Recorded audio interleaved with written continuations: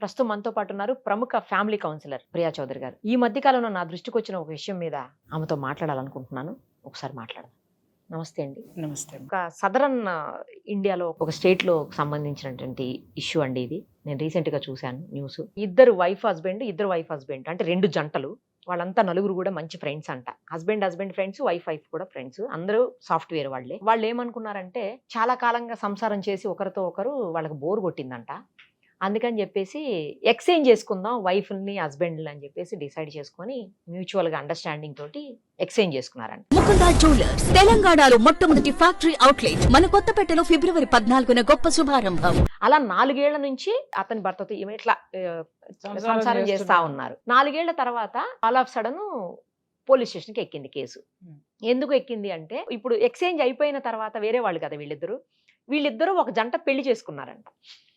పెళ్లి చేసుకునేసరికి అవతల అతను నా భార్య నువ్వెలా పెళ్లి చేసుకుంటావు అని చెప్పేసి కోర్టుకి ఎక్కాడు. మరి వీడి భార్యని వాడికి ఎలా ఇచ్చాడు? ఇచ్చినప్పుడు అది అక్కడతో ఎందుకు ఆగుతుంది? వాళ్ళ మధ్య ఒక బాండింగ్ ఏర్పడింది, ఒక ప్రేమ ఏర్పడింది, ఒక అండర్స్టాండింగ్ ఏర్పడింది, పెళ్లి చేసుకున్నారు. దానికి ఇంకా వీడి పోలీస్ స్టేషన్కి ఎక్కటం దేనికి?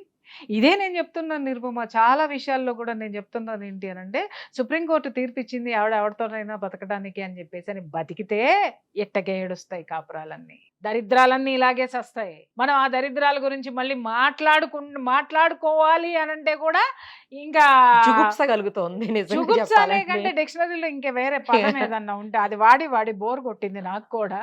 ఇంకా వేరే పదం ఏదన్నా ఉంటే అది వాడాలన్నమాట. అసహ్యం అని కూడా అంటే ఎంత దరిద్రపు చెత్తనా కొడుకులు, చెత్త ఆడాళ్ళని తిట్టకూడదు కాబట్టి దాని మొగుడిని ఇది, దీని మొగుడిని అది, ఆడి పెళ్ళాన్ని వీడి పెళ్ళాన్ని వాడు వేసుకొని తిరిగిన తర్వాత ఊరే అన్నీ అయిపోయిన తర్వాత పెళ్లి చేసుకుంటే నీకు వచ్చిన నష్టం ఏంది? అయిపోయింది కదా, దాంతో పోతే నువ్వు దీన్ని తీసుకో అంటే ఇది వీడికి నచ్చలేదా? ఇక్కడ ఎందుకు వాడు కోర్టుకు ఎక్కాడంటే 2 విషయాలు. దానికి ఆస్తిపాస్తులన్నా ఉండాలి, లేదా వీడికున్న పిల్లలకి తల్లి కావాలి కదా. ఇది తల్లిగా ఒకవేళ పిల్లల ప్రస్తావన అయితే ఆ న్యూస్ లో రాలేదండి ఎక్కడ. కారణాలు రావు, ఇది ఒక్కటే హైలైట్ కాబట్టి ఇదే చేస్తారు. అదే మనకు వచ్చిన దౌర్భాగ్యం ఏంటంటే విశ్లేషణ ఉండదు మనకి. వచ్చిందా, తీసామా, వేసామా అవతలకి. మనం విశ్లేషణ చేసి తీరాలి. ఇక్కడ 2 విషయాలు.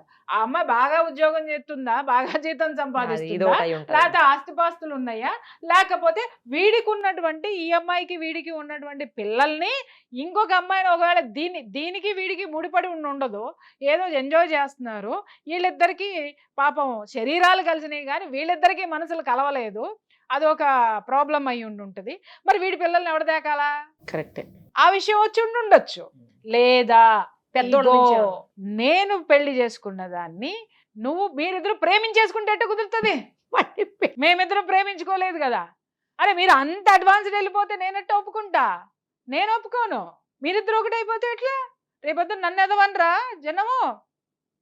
నేను ఫాల్తూగా అన్నామనా?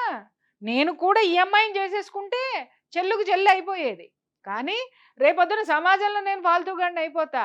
అది నాకే ఉండాలి. దరిద్రాలు మాత్రం లోపల పడాలి. అంటే మనిషి ఎటు పోతున్నాడు? అదే కదా అసలు. వాడు ఎటు పోవట్లా. వాడు రొచ్చులో, బురదలో, ఆ పెంటలో కూరుకుపోతులో అలాగే ఉండిపోతున్నట్టు. అంతే, దాంట్లో ఉండిపోతున్నాడు. ఇవాళ మనిషి ప్రతి ఒక్కడు చదువుకున్నాడే, అంటే ప్రతి ఒక్కడు ఇంజనీరింగ్ చేసినాడే, ప్రతి ఒక్కడు అన్నీ అదే. కానీ అందరూ గొప్పవాళ్ళు ఎందుకు కాలేకపోతున్నారు? ఒక ఛాయ్ అమ్ముకున్నవాడు, ఒక డిగ్రీ చదివిన వాడు ప్రధానమంత్రి ఎందుకు అయ్యాడు? అలాగే ఒక ధీరుభాయ్ అంబానీ లాంటి వాడు పెట్రోల్ బంక్ లో పెట్రోల్ పోసుకుంటూ 100 కోట్లు ఎట్లా సంపాదించినాడు? అంటే ఇక్కడ విషయం ఏంటంటేనమ్మాయి, చదువు అనేది ఇక్కడ ఎందుకు చదువుతారు అనేది వాళ్ళకి అర్థం కాదు. కానీ చదవని వాడు కూడా ఆ స్థితికి ఎదిగాడు అని అంటే వాడికి ఒక లక్ష్యం ఉంది, వాడికి ఒక టార్గెట్ ఉంది, వాడికి ఒక దృక్పథం ఉంది. ఇది జీవితము, ఈ జన్మ ఎందుకుంది, జన్మ విలువ తెలిసినాడెవడు ఇట్లాంటి దరిద్రాలు ఎవడు చెయ్యడం. అరే నేను ఇంత జన్మ తీసుకున్నాను, నేనేదో చేయడానికి నేను పుట్టాను. అది ఏంటి? ఒక కంపెనీలో సమర్థవంతమైన ఉద్యోగస్తుడివి కా, ఉద్యోగస్తురాలివి కా, ఒక మంచి మదర్ అవు, ఒక మంచి ఫాదర్ అవు. సరే మీరేమి సాధించలేకపోయారు, కానీ మీ బిడ్డలు సాధించవచ్చు కదా. వాళ్ళని ఆ స్థితిలో వాళ్ళని పెంచడానికి, వాళ్ళని సంరక్షించడానికి మీ యొక్క విలువల్ని కాపాడుకుంటే బాగుండేది కదా. ఈ విలువలు లేనటువంటి వలువలోడ తీసుకొని చేసే సంసారాలు ఇట్లాగే రోడ్డును పడతాయి, ఇంతే దరిద్రంగా కూడా ఉంటాయి. ఇట్లా మనం అనుకుంటా ఒకటే చూస్తున్నాం. ఇది కేవలం బయట మనం మాట్లాడుకునేది ఏంటి అని అంటే బయటకు వచ్చిన కేసులు, బయటకు వచ్చిన కేసులు ఎవరెవరితోనైనా తిరగచ్చండి అని మాట్లాడుకున్నా. రే మొండ మోపుల్లారా, తిరిగిన తర్వాత ఏమవుతుందంటే ఇట్టగా అవుతున్నారా, తెలిసింది ఒకటే. కానీ తెలియని ఎన్నున్నాయో చెప్తే కడుపులో తిప్పేసి వాంతికి వస్తుంది ఒక్కొక్కడికి, తిరిగేటోడికి తిరిగేదానికి కూడా. అది తెలుసుకోండి ఫస్ట్. కానీ అసలు నాకు ఇంకో డౌట్ ఏంటంటే ఈ కేసులు అండి, ఆ లేడీస్ ఎలా ఒప్పుకున్నారు? ఒకవేళ వాళ్ళు వెదవలు ఏదో అన్నారు అనుకోండి, వాళ్ళు ఎట్లా ఒప్పుకున్నారు అసలు లేడీస్? బాగుంది. వదిలేయాలి కదా, నీకు వంకాయ కూర ఇష్టము, నాకు వంకాయ కూర ఇష్టము, ఇద్దరం కలిపి ఒకటే ప్లేట్ ఒకటే వంకాయ కూర షేర్ చేసుకుంటున్నాం. నేను తిరిగిపోద్దానే, వాడు తిరిగిపోతాడే. నాకు ఇంకొక టేస్ట్ కావాలి, నీకు ఇంకో టేస్ట్ కావాలి, వాడికి కావాలి, వీడికి కావాలి. చలో అమాయకంగా క్వశ్చన్లు వేస్తావు. అంటే అసలు లేడీస్ ఎట్లా ఒప్పుకుంటారు అనేది ఒప్పుకోరు కదా. అవసరమైతే డైవర్స్ ఇచ్చిపోతారు. ఏంట్రా నువ్వు చాలా చాలా చాలా నువ్వు ఎమోషనల్ గా ఉన్నట్టున్నావు. కాస్త ప్రపంచాన్ని పొద్దున్నే బ్రష్ చేసుకుంటున్న తర్వాత కాస్త ప్రపంచాన్ని చూడటం నేర్చుకోమ్మా. మరి ఇలాంటి ప్రపంచాన్ని నేను చూడదలుచుకోలేదు. నిరుపమ అనేది సుమన్ టీవీ లోగో తీసి పక్కన పెట్టి ఫస్ట్ ఒకసారి అలా ప్రపంచంలోకి వెళ్ళి చూసేసి వస్తే, దరిద్రాలు చూసేసి వస్తే బోల్డ్ అనేది. ఓయో రూములు ఇప్పుడు 11 ఏళ్ల పిల్లయి చూసావు, అక్కడ దాకేందుకు ఓయో రూముల్లో రిసెప్షనిస్ట్ గా పని చేసిరావు, ఒక 4 రోజులు చేసిరా చాలు. ప్రపంచం బాగా బోధపడుతుంది. వద్దండి క్వశ్చన్లు అప్పుడు నువ్వేయో నేనేస్తా. అదేంటి నిరుపమా ఇలాగా ఏంట్రా ఏంటి ఇలా చెప్తున్నా అని అప్పుడు నేను అడగాలి, నువ్వు చెప్పు. నాకు అప్పుడు అక్కడ రిసెప్షనిస్ట్ పోస్ట్ కావాలంటే నాకు ఒక గన్నుకి లైసెన్స్ కూడా ఇచ్చి పంపించాలి. అంత అవసరం అది నీకెందుకు, ఆధారిద్రాలు నీకెందుకు, ఆడవాడు ఎట్టబోతే నీకెందుకు, నీ జీతం నీకు. అలాంటి చండాలన్నీ నువ్వు చూసావా, వాడికి ఎందుకు, నువ్వు చూసావా చూడలేదా అన్న సంగతి నువ్వు తెలుసుకున్నావా లేదా. వాడికి అవసరం అనవసరం, నాకు అనవసరం, నా జీవితం నాది, నువ్వెవడో అడగడానికి, అడగడానికి. కాబట్టి నా బతుకు నాది, నా జీవితం నాది, నా ఇష్టం నాది, ఆ తర్వాత జరిగే వాటి కూడా మీ కర్మ అంతే. అంటే జనం వీటి గురించి మాట్లాడుకోరు.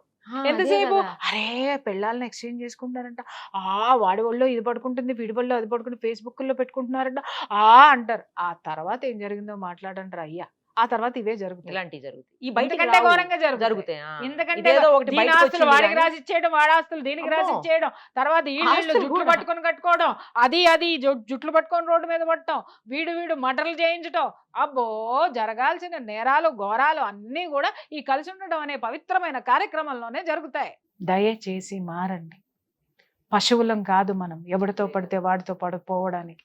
పశువులు కూడా ఒక సీజన్ వచ్చిన తర్వాత దానికి ఆ స్థితి వచ్చినప్పుడు మాత్రమే అది తోడునెత్తుకుంటుంది. కానీ మనిషికి జ్ఞానం ఇచ్చాడు భగవంతుడు.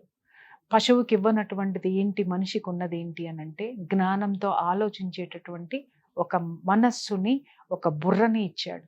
అది అభివృద్ధికి పెట్టండి అని మనకింత చక్కటి బట్టలు కట్టుకోవడానికి, చక్కటి నగలేసుకోవడానికి, కార్లు ఇవన్నీ ఇచ్చింది. దరిద్రంగా జంతువుల్లాగా పొర్లమని కాదు భగవంతుడు మీకు ఇవన్నీ ఇచ్చింది. దేశం కోసం ఉపయోగపడండి, సమాజం కోసం ఉపయోగపడండి, మీ బిడ్డల్ని చక్కగా తీర్చిదిద్దండి, దాంట్లో ఆనందం ఎత్తుక్కోండి, మనసు ప్రశాంతంగా ఉంటుంది.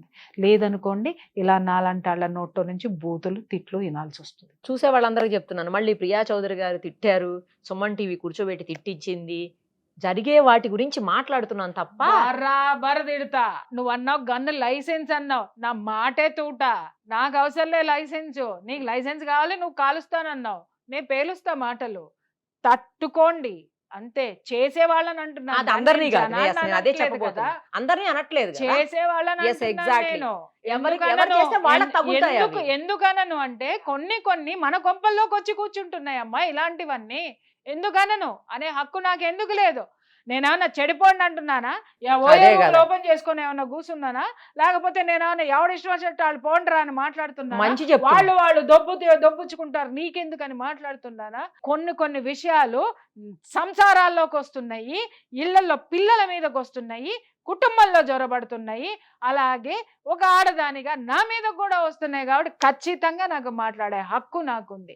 నేను తప్పుడు పనులు చేసే వాళ్ళని మాత్రమే నేను నిలదీస్తున్నాను తప్ప నేను అందరినీ తిట్టాల్సిన అవసరం నాకు లేదు. నాకు లేదు, నేను ఇలాగే ఉంటా, నేను ఇదే మాట్లాడతా. ఇష్టమైన వాళ్ళు చూడండి, ఇష్టం లేని వాళ్ళు వీడియో క్లోజ్ చేసుకోండి. కొంతమంది ఆ మధ్యన ట్రోల్ చేయడం స్టార్ట్ చేశాను. ప్రియా చౌదరి గారికి ఏం పని పాట లేదు, సుమన్ టీవీకి అసలే లేదు, అవును, వాళ్ళని కూర్చోబెట్టి Correct. ఇలాంటి అన్ని తిట్టిస్తున్నారు లేడీస్ ని. Exactly. ఈవిడ ఎప్పుడు చూసినా లేడీస్ నే తిడతది, అవును, మగవాళ్ళని ఏమనదు తిడతా, బరాబర్ అని తిడతా. చెప్పి ఎందుకంటే కామెంట్స్ చూశాను. ఆహా, ఎందుకంటే మీరు లేడీస్ నేను వేదికగా తిడుతున్నాను. ఒక్క లేడీని, మంచిగా ఉన్న లేడీని పట్టుకొని వ్యక్తిగతంగా నేను ఎవరినైనా తిట్టాను అనలేదు. అడగండి. ఎగ్జాక్ట్లీ, సంసారాలు కూల్చే ఆడదాన్ని తిట్టాను. ఎస్, అట్లాగే తల్లిదండ్రుల మాట వినని ఆడపిల్లల్ని కరెక్ట్ తిట్టాను. కరెక్ట్. అలాగే ప్రకృతికి వికృతంగా ప్రవర్తించేటటువంటి వికృతమైన మనస్తత్వం ఉన్న ఆడవాళ్ళని తిట్టాను తప్ప, సరే తిట్టాను అని మాట్లాడుతున్నారు. తిట్లంటే ఏంటి చెప్పు నాకు ఒక్కసారి. తిట్టనా వీటికే చచ్చిపోతున్నారు, బర్రా లాగా గీక్కుంటున్నారు వాట్సాప్లో. అసలు తిట్టడం మొదలు పెడితే ఇంకా అసలు వాట్సాప్లు పెట్టడానికి కూడా ఉండవు మీకు. పారాలసిస్ వచ్చి పడిపోతారు చెవులు. నాతో పెట్టుకోవద్దు. మీరు మాత్రం బరి తెగించి తిరగండి, బరి తెగించి ఉండండి అని జనాలను మీరు రెచ్చగొడతారా? అడిగే హక్కు నాకు లేదా? ఖచ్చితంగా అడుగుతా, ఖచ్చితంగా మాట్లాడతా. నాకు నచ్చింది నేను మాట్లాడతా, అలాగే నాకు నచ్చింది నేను చేస్తా. మీరు అంటున్నారు కదా ఎవరికి నచ్చింది వాడు చేసుకోవచ్చు అని, మీరేగా మాట్లాడుతున్నారు. అదే నేను చేస్తున్నా. మరి ఎందుకు యాక్సెప్ట్ చేయరు? ఎందుకంటే మీకు మింగుడు పడట్లేదు. అలాగే మీరు చేసేవి కూడా నాకు మింగుడు పడట్లేదు కాబట్టే నా నోట్లో నుంచి ఇవన్నీ వస్తున్నాయి. Be careful. కరెక్ట్ గా చెప్పారు. ఎవరికి అవి తగులుతాయో వాళ్ళకి తగులుతాయి, అందరికి ఎందుకు తగులుతున్నాయి అనేది నాకు అర్థం కాలేదు. అందరికీ తగలటలు అందరూ వాళ్ళే, మెసేజ్లు పెట్టిన వాళ్ళందరూ వాళ్ళే కాబట్టి పెట్టారు, తగిలినాయి కాబట్టి పెట్టారు. ఆ తర్వాత మారాలనుకున్న వాళ్ళు మళ్ళీ వాళ్ళకి ధైర్యం వచ్చినప్పుడు మళ్ళీ నా వీడియోలే చూసుకునే వాళ్ళు బోల్డ్ మంది ఉన్నారు. అలా చెప్పిన వాళ్ళు బోల్డ్ మంది ఉన్నారు. అవునా? ఏమండి మీరంటే అసలు మొదట్లో మాకు అసలు పడదండి, నచ్చేది నచ్చదండి. కాదు. కానీ మీ వీడియోలు చూసిన తర్వాత నాకు కష్టం వచ్చినప్పుడు మీ వీడియోలు నన్ను నిలబెట్టి నేను ఒక మనిషిగా నిలబడ్డాను చెప్పిన వాళ్ళు ఇదిగో నా నెత్తి మీద ఎంత బొచ్చుందో అంతమంది ఉన్నారు. మరి మంచిదే కదా అది. ఎవరికి తెలుసు? ఒక నలుగురు పెట్టంగానే మనం మైనస్ అవుతామా? అంతేలే. నలుగురు పెట్టంగానే మనం ఇదవుతామా? కరెక్ట్. నేను నిజంగా తిట్టేదాన్ని అయితే ఇన్ని సంవత్సరాలు అప్రతిహంగా నేను మీడియాలో ఉండగలనా? మేము కూడా పిలవం కదా. అదే అంటున్నా, మరి నేను ఉండగలనా?